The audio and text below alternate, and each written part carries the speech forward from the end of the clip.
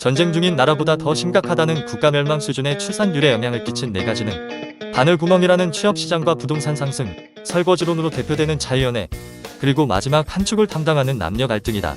꽤 많은 남성들이 남녀 갈등의 시작을 99년 군가산점 폐지를 도화선으로 보고 있다. 저도 총 대신 책 잡고 싶었습니다. 그런데요? 예. 군대를 그래서요? 다녀오면 아무런 보상도 주어지지 않았고, 부를 때는 국가의 아들, 다치면 느그 아들이라는 게 일반적인 우리나라에서, 그것도 남자에게만 현대판 노예징병이 있는 나라에서 이것은 전혀 상식적이지도 논리에 맞지도 않은 일이었다. 아무런 보상 없는 병역으로 갖가지 고생한 남자들 입장에서 군가산점은 그냥 상징적인 의미였을 뿐이었는데, 이것의 폐지는 애국심을 박살내는 것은 물론 한국 여자 전체의 배신감을 느끼며 남녀 사이의 갈등을 점차 심화시켰다. 거기에 군대를 비하하고 남성들의 헌신을 무시하는 일부 여성들의 태도, 그것은 미디어의 영향도 컸다. 또 복학 안 하면 안 되냐?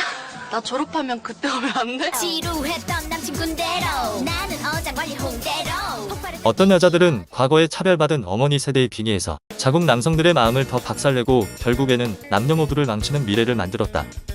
여가부를 주축으로 천문학적인 세금을 허공했었다. 저출산 예산부터 성인지 감수성 예산까지 그 많은 돈들이 여성단체의 카르텔을 더 공고히 했고, 창너지원부터 시작해서 페미니즘 동아리의 간식비까지 나라 살림을 나쁜 쪽으로 거덜내갔다. 출산율 위원회에 엉뚱한 사람을 앉혀놓거나 남녀 사이를 더 이간질시켰고, 출산율에 악영향만 끼치는 일들을 했으며 페미니즘이 장악한 미디어와 언론이 이에 동조했다. 상향호는 여성의 본성이다. 자기보다 못하거나 가난한 남자와 결혼하고 싶은 여성은 찾기 힘들다. 여성들의 사회 진출이 늘어나면서 저출산은 어떻게 보면 당연한 수순이었지만, 남성과 여성 양쪽 모두에게 이득이 가는 합리적인 정책을 해야 되는데, 기성세대와 정치인들은 의무는 노, 권리만 예스인, 비페니즘이 만연한 한국 여성들의 응선만 받아주고 그녀들의 편만 들었다. 출산율이 중요했다면 결혼할 가능성이 있는 서민층 미혼 남성들이 사회에 빨리 자리 잡을 수 있게 지원하고 그들을 살렸어야 했다. 기본적으로 최소한의 월급만이라도 쥐어주고 국방의 의무라도 시켰다면, 이 2천만 원의 돈은 누구에게는 사회에 자리 잡고 결혼 준비를 할 수 있는 종잣돈이 될 수 있었다. 철없을 시기에 그 돈을 써버리거나 뭘 하다 실패한들 의미 없는 돈이 아니다. 그 돈들은 나라의 경제로 환원되고, 아니 그걸 떠나 국가에 대한 최소한의 애국심은 생기기 마련이다. 조국이 당신을 위해 무엇을 해줄지 묻지 말고 당신이 조국을 위해 무엇을 할지 생각하라. 본인이 군대에 갔을 때 가장 처음 들은 말이었다. 과연 남성들이 조국을 위해 희생할 동안 대한민국은 남성들을 위해 무엇을 했었나?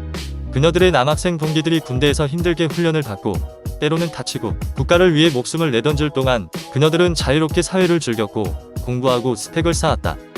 국가에 대한 반감은 특히나 더 같은 세대의 여성들에게 집중될 수밖에 없는 구조다. 이것은 악순환의 반복, 젊은 세대의 남성들이 국가를 버린 게 아니다. 국가와 여성들이 남성을 먼저 버렸다. 미래의 나라가 망하든 말든 눈앞의 여자들 표받기와 자리 보전에 급급한 정치인들은 이 문제에 관심이 없었다. 그리고 기성세대들도 보는 시각이 좁았다. 일부의 남성들만 소리칠 뿐이었다. 사회는 그들을 비웃고 매도했다. 이미 늦었다. 이제 와서 여가부 폐지와 군인 월급 인상 등 소 잃고 외양 광고 치기식의 정책 변화는 문제가 터지는 시간만 약간 늦춰줄 뿐이다. 저출산으로 인한 사회 충격은 심각하게 클 것이며 이것은 기정사실이다.